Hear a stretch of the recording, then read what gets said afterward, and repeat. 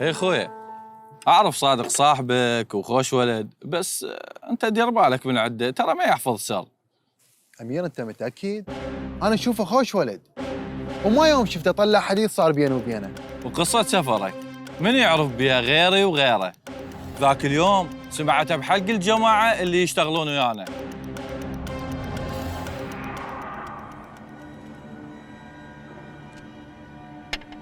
اي صادق، سولف لي، شنو وضعك، مستجداتك؟ والله ماكو شيء جديد، تعرفني قليل الطلعه. اجيت هنا اليوم قلت بلكي اشوف حيدر لانه هواي يجي لهالمكان. حيدر؟ خويا ترى هذا ما له صاحب، ذاك اليوم حكى عليك حكي، بس لو مو اقول تصير بيناتكم مشاكل كان سولفت لك، بس خليها سكته احسن. شو انت تشوف اشياء انا ما اشوفها؟ والله ما تقول لي شو اشوف بيها اني.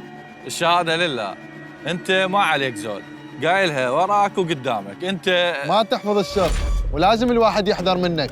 الشهاده لله، انت مالك صاحب صديق. صعبه تستخفي الواحد يفهم احاديث اهل البيت عليهم السلام. تدري انا وصادق مش وقت نعرف بعضنا وشخصناك اول ما تعرفنا عليك، وردنا نغير بيك هاي الشغله، بس الظاهر صايره عندك مرض. تدري احنا من يوم اتفقنا نسوي هيك حتى نشوفك راح تنقل حكي واحدنا على الاخ لا.